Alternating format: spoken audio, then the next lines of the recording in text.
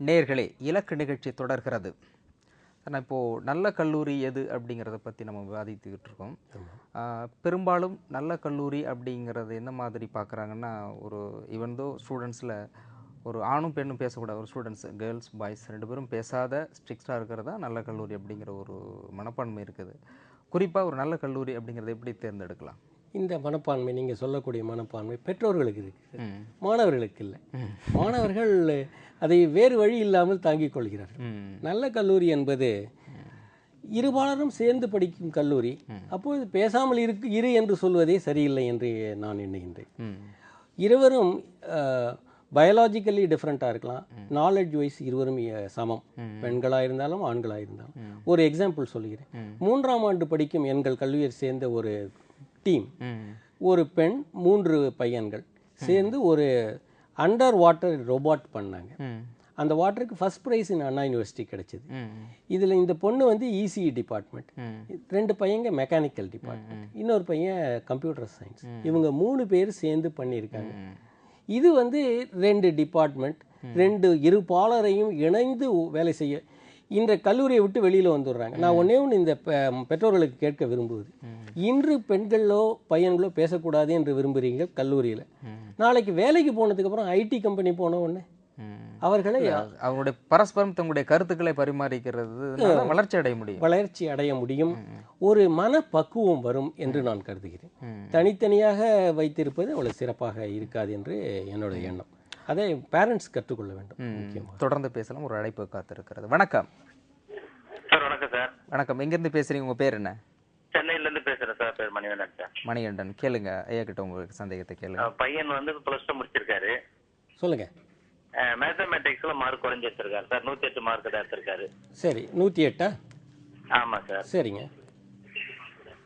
77 point cut off mark sir. சரிங்க. 77.5ங்களா? ஆமாம் sir. Cut off தப்பா இருக்க, இன்னும் கொஞ்சம் கூட இருக்குமே. 100க்கு மேல பாஸ் பண்ணிருப்பாங்க. 100க்கு மேல சார். Total mark 921 sir. சரிங்க, ஓகே. சொல்லுங்க, என்ன வேணும் சொல்லுங்க. உங்களுக்கு சந்தேகம் என்ன சார்? இப்போ எங்களுக்கு பி இன்ஜினியரிங் சேர்க்கலான்னு இருக்கேன் சார். எது படிச்சா நல்லா இருக்கு சார்? தமிழ் மீடியம் படிச்சான் பையன். தமிழ் மீடியம், இது ஒரு முக்கியமான பாயிண்ட். தமிழ் மீடியத்தை படித்தா ஆங்கிலம் அறிவை கற்றுக்கொள்ள வேண்டும். ஆங்கிலத்தில் பேசுவதும் கம்யூனிகேட் பண்ணுவதும் ஒரு ஸ்கில், ஒரு திறமை. கற்றுக்கொள்வது வேறு, திறமை வேறு. முதலில் ஆங்கிலம் கற்றுக்கொள்ள வேண்டும் என்பதை உங்கள் பையனுக்கு சொல்லிவிடுங்கள். கோர்ஸ் எடுப்பது அவருக்கு இருக்கக்கூடிய இன்ட்ரெஸ்ட். பெரும்பாலானவர்கள் இப்பொழுது உள்ள மாணவர்கள், இவர் ஐயா கேட்பது போல மெக்கானிக்கல் எடுப்பதற்கு விரும்புவார்கள். இப்போது இருக்கிற நிலைமை அது சரியான முடிவு. மெக்கானிக்கல் எடுத்து படிக்கலாம். அழைத்தமைக்கு நன்றி. இப்போது என்ஜினியரிங் காலேஜில் ஏறத்தாழ ஒரு 8 பிரிவுகளில் நிறைய உட்பிரிவு, ஏறத்தாழ 60க்கும் மேற்பட்ட பாடப்பிரிவுகள் இருக்குது. இதில் எது படித்தா உடனடி வேலைவாய்ப்புகள், அதிக வேலைவாய்ப்புகள் கிடைக்காது? ஓகே, ஒரு 10 வருடங்களுக்கு முன்பு வந்து இசிஇ படிக்க வேண்டும் என்று சொல்லி கொண்டிருந்தாங்க. Y2K என்று 2000 ஒரு மாற்றம் வந்தது சாஃப்ட்வேரில். அதன் பிறகு CSC, computer science engineering, IT படித்தா சிறந்தது என்று சொல்லி கொண்டிருந்தோம். ஏனென்றால் மென்பொருள் துறை, சாஃப்ட்வேர் இன்ஜினியரிங் முன்னேறி கொண்டிருந்தது. தற்சமயம் சென்ற ஓராண்டு காலமாக நமது எக்கானமி குறைந்து கொண்டு வருகிறது. அது அனைவருக்கும் தெரிந்தது ஒன்று. ஏனென்றால் நாம் மேனுஃபேக்சர் செய்ய வேண்டும், நமது ப்ரொடக்ஷன் தேவைப்படுது. இன்றைய நிலையில் அவசியமாக படிக்கக்கூடிய ஒரு சிறந்த கோர்ஸ் 2. ஒன்று மெக்கானிக்கல், இன்னொன்று சிவில் இன்ஜினியரிங். ஏன்னா இது அப்ளைடு இன்ஜினியரிங். உலகத்திலேயே முதலில் தோன்றிய இன்ஜினியரிங் சிவில் இன்ஜினியரிங், அடுத்தது மெக்கானிக்கல். வீடு கட்டியதுக்கு அப்புறம் மெக்கானிக்கல் டூல்ஸ் செய்ய ஆரம்பித்தோம். ஸோ இது சிறந்த ஏரியா. இதில் வரக்கூடியவர்கள் பெரும்பாலானவர்கள் மெக்கானிக்கல் படித்தவர்கள், சிவில் படித்த என்டர்பிரனர் ஆகிடுறாங்க. ஆண்டர்பிரனர் பற்றி தொடர்ந்து பேசலாம். ஒரு அழைப்பு காத்திருக்கிறது. வணக்கம். ஹலோ, வணக்கம். எங்கேருந்து பேசுகிறீங்க? உங்கள் பேர் என்ன? நாங்கள் சென்னையில் பேசுகிறேன். ஒய் சரவணன். சரவணன், கேளுங்க ஐயா கிட்ட உங்களுடைய சந்தேகத்தை கேளுங்க. சொல்லுங்க. நாங்கள் வந்து 193.25 கிடையாது மெடிக்கல் கட் ஆஃப். ஓகேங்க. அது வந்து டாப் 10 காலேஜ். அது எம்பிபிஎஸ் கிடைக்குமா இல்லை பிடிஎஸ் கூட நல்லா இருக்குமா ஃபியூச்சரில்? எப்படி கேட்கலாம் கேட்டுருங்க. என்ன கேட்டகரியில் வரீங்க சார்? நாங்கள் பிசின்னு போயிருக்கேன். பிசி. இப்போது இருக்கிற நிலைமையில் பிடிஎஸ் படிக்கிறதுக்கு வாய்ப்பு இருக்கு. பிடிஎஸ் படிக்கிறதுக்கு வாய்ப்பு இருக்குது. மெடிக்கல் லைனில் உங்களுக்கு வந்து பிடிஎஸ் படிக்கிறதுக்கான வாய்ப்பு இருக்குன்னு சார் சொல்லியிருக்காங்க. இன்னும் கட் ஆஃப் எதுவும் அனௌன்ஸ் பண்ணலங்கிறதுனால கிளியராக இதை பற்றி சொல்ல முடியாது. அப்படிங்களா? Okay okay. இன்ஜினியரிங் 194.75. கேளுங்க ஐயாட்ட கேளுங்க. சொல்லுங்க. அது ஃபியூச்சர்ல எப்படி என்ன நல்ல காலேஜ் கிடைக்குமா? டாப் 10 காலேஜ் சென்னைக்குள்ள? சார் உங்க டிவி வால்யூம் கம்மி பண்ணிட்டு கேளுங்க. கட்டாயம் கிடைக்கும் உங்களுக்கு, நல்ல காலேஜ் கிடைக்கும். நல்ல காலேஜ் டாப் 10 கட்டாயம் கிடைக்கும் உங்களுக்கு. ஓகே. நல்ல கோர்ஸை செலக்ட் பண்ணி படிங்க, வெளிநாடுக்கு போய் படிங்க. அதுதான் நான் சொல்லக்கூடியது. மெக்கானிக்கல் இதுல எது மூணு நல்ல காலேஜ்? எதுங்க? ட்ரிபிள் இசி மெக்கானிக்கல் இது மூணுத்துல எது நல்ல கோர்ஸ் நல்ல? உங்களுக்கு எதில் இன்ட்ரெஸ்ட் இருக்கு? எனக்கு வந்து இசி நல்லா அப்போ அதே எடுத்துங்க. அப்படிங்களா? ஆமாம். Okay, thanks. தேங்க்யூ. ஓகே, அழைத்தமைக்கு நன்றி.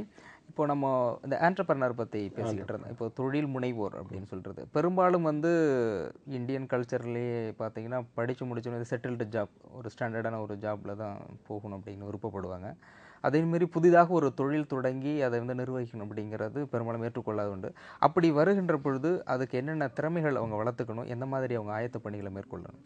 சென்ற தலைமுறையில் நமது எக்கானமி வந்து புவராக இருந்தது, நமது பெற்றோர்கள்.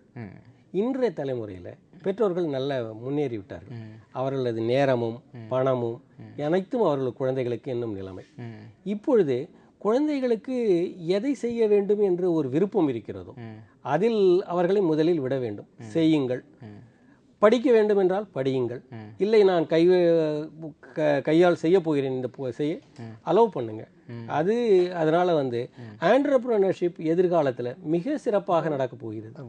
தொடர்ந்து பேசலாம். ஒரு அழைப்பாளர் காத்திருக்காங்க. வணக்கம். வணக்கம் சார். வணக்கம். எங்க இருந்து பேசுறீங்க? உங்க பேர் என்ன? நாம வந்து சென்னை போரூர்ல இருந்து பேசுறேன் சார். சரிங்க.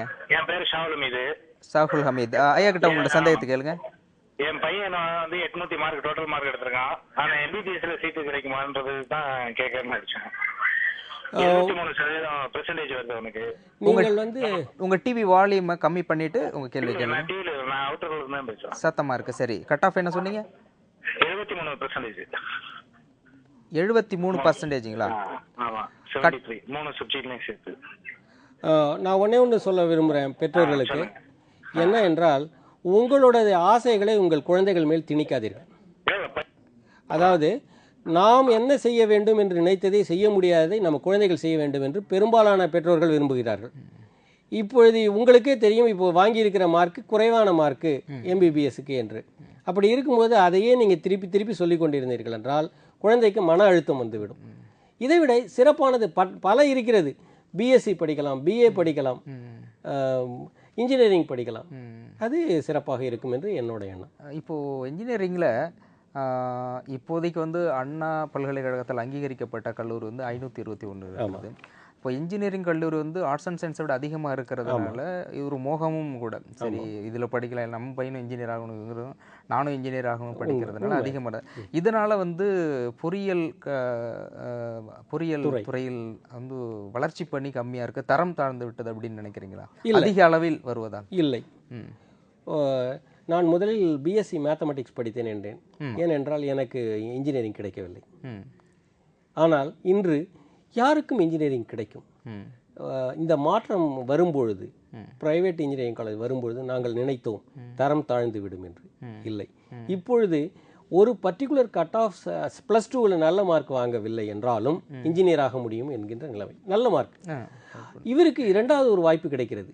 படித்து முன்னேறி இவர் பல மாணாக்கர்கள் நான் பார்த்தவரை என்ன செய்வார்கள் என்றால், ஒரு உத்வேகத்தோடு எனக்கு வந்து +2ல மார்க் குறைஞ்சு போச்சு, ஆனா இனிமேல் வந்து வாழ்க்கையில முன்னேறுவேன் இப்படிங்கிறது பர்டிகுலராக சிபிஎஸ்சிலேருந்து வரவங்களுக்கு மிக சிறப்பாக பண்ணுவாங்க. சிபிஎஸ்சியில் பெரும்பாலும் ஐஐடி ட்ரை பண்ணுவாங்க, கிடைக்காது. அதுக்கப்புறம் இன்ஜினியரிங் வந்துடுவாங்க. அவர்களோட வளர்ச்சி பார்த்தீங்கன்னா அபரிதமான வளர்ச்சியாக இருக்கும். பெரும்பாலானவர்கள் வெளிநாடுகளுக்கு சென்று விடுகிறார்கள் எம்எஸ் படிப்பது. இந்த சமயத்தில் ஒன்று என்ன சொல்லணும்னா, வெளிநாடுக்கு போவது சிறந்ததா இல்லையா? என்னோட ஒப்பீனியன்ல சிறந்தது என்று நான் கூறுகிறேன். ஏனென்றால் இங்கு நாங்கள் தியரியிலே பேப்பர் டைகர்ஸை உருவாக்கிறோம், பேப்பர் இன்ஜினியர்ஸ். அங்கு சென்று பல தொழில்நுட்பங்களை தெரிந்து கொண்டு பலர் திரும்பி வருகிறார்கள். திரும்பி வந்து இங்க கம்பெனியில் சேர்கிறார்கள், கம்பெனி ஆரம்பிக்கிறார்கள், பண பலத்துடன் வருகிறார்கள். நம்ம தமிழ்நாட்டிலேயே ஏன் எக்கனாமி இம்ப்ரூவ் ஆனது? IT openings. ஸோ அதனால் +2க்கு அப்புறம் இன்ஜினியரிங் சேருவது தரம் உயரும் என்பது என்னுடைய எண்ணம். இப்போ அப்துல் கலாம் ஏற்கனவே டாக்டர் அப்துல் கலாம் சொன்ன மாதிரி பல்வேறு அறிஞர்களும் என்ன சொல்கிறாங்கன்னா, நம்முடைய கல்வி முறை இங்கே படித்து இதனுடைய பயணம் வந்து வெளிநாட்டுக்கு ஏன் செலவிடணும், இந்தியாவை உயர்த்துவதற்கும் தமிழகத்தை உயர்த்துவதற்கும் நம்முடைய மக்கள் வளர்ச்சிக்கமாக பயன்படலாமே அப்படின்னு சொல்லியிருக்காங்க. எப்படியும் வெளிநாடுகளுக்கு சென்றாலும் நமது மக்கள் உயர்வதற்கு தான் முன்னேறுகிறது. அவர்களும் நமது மக்கள் ஒன்று. இரண்டாவது, நம்மால் இருக்கக்கூடிய சிறந்தவர்களுக்கு எல்லாருக்கும் இங்கே வேலை கொடுக்க இயலாது. ஏன்னா நம்மளுடைய பாப்புலேஷன் அதிகம். இப்போ சைனாவிலேருந்து நிறைய பேர் அமெரிக்கா போகிறார்கள். ஏன்? அங்கு அவர்களுக்கு வேலை கொடுக்க இயலவில்லை. இந்தியாவிலிருந்து போகிறார்கள். ஏன்? நம்மிடமும் பல சிறந்த ஆண்டர்பிரினர்ஸ் இருந்திருக்கிறார்கள். இன்ஃபோசிஸ் சேர்மன், விப்ரோ சேர்மன், தேவடன் ரொம்ப நைஸாக பண்ணியிருக்காங்க. அதனால் வெளிநாடுக்கு செல்வது தவறில்லை என்பது என்னுடைய சொந்த கருத்து. இங்கிருந்து சென்று அங்கு கற்று வந்து திருப்பி எங்களோட திரும்ப இங்கே பயன்படுத்த. இதை தான் ஜப்பான் செய்தது 2வது உலகப் போருக்கு அப்புறம். அவர்கள் அமெரிக்காவை காப்பி அடித்து கார் செய்தார்கள். இன்று அவர்கள் தான் தலை சிறந்த கார். நாமும் அதுபோல் அடுத்த ஜெனரேஷன் மிக சிறந்து விளங்குவோம். ஒரு வல்லரசாக ஆகுவோம்ங்கிறதுல சந்தேகமே இல்லை. கட்டாயம் ஆகிவிடும். அமெரிக்காவை சொல்லியிருக்காங்க சிறந்த வல்லரசா இந்தியா வரும் அப்படின்னு சொல்லி. நான் வெளிநாடுகளில் இருந்ததில் என்னோட அனுபவம் என்னன்னா, நம்மிடம் இருக்கிற ஒரு கலாச்சாரம், பொய் சொல்ல யாரும் விரும்புறதில்லை, ஏமாற்ற விரும்புவதில்லை. இதெல்லாம் இந்தியர்களின் கலாச்சாரம். வெளிநாடுகளுக்கு போகும்பொழுது அது மிக சிறப்பாக எடுத்துக்கொள்ளப்படுகிறது. நல்ல முன்னேற்றங்கள் அமைகின்றது. நாசாவில் இருக்கக்கூடிய சயின்டிஸ்டில் 37% தமிழ்நாட்டை சேர்ந்தவர்கள். பெருமைக்குரிய விஷயம். இதெல்லாம் நம்ம கட்டாயம் கருத்தில் கொள்ள வேண்டும். கட்டாயம். உங்களுடைய பொன்னான நேரத்தை ஒதுக்கி இங்கே வந்திருந்து பல்வேறு கேள்விகளுக்கு நேயர்கள் கேட்ட பல்வேறு கேள்விகளுக்கு விளக்கங்கள் அளித்தமைக்கு நிலையத்தின் சார்பாகவும் நேயர்களின் சார்பாகவும் மனமார்ந்த நன்றியை தெரிவித்துக் கொள்கிறோம். வணக்கம். நன்றியை தெரிவித்துக் கொள்கிறேன். கேப்டன் டிவிக்கும் ஆசை தம்பி அவர்களுக்கும் சிறப்பான கேள்விகளை எனக்கு கேட்டு எனக்கு ஒரு வாய்ப்பு கொடுத்தீர்கள். மக்களிடமும் மாணாக்கர்களிடம் பேசுவதற்கு இறுதியாக ஒன்று சொல்ல விரும்புகிறேன். மாணாக்கர்கள் தோல்வியை கண்டு பயப்படக்கூடாது என்பது ஒரு முக்கியமான நியூஸாக நான் சொல்ல விரும்புகிறேன். தோல்வி என்பது வாழ்க்கையை சார்ந்தது. வெற்றியோடு சேர்ந்த தோல்வி வரும். ஆகையால் நன்றி, வணக்கம்.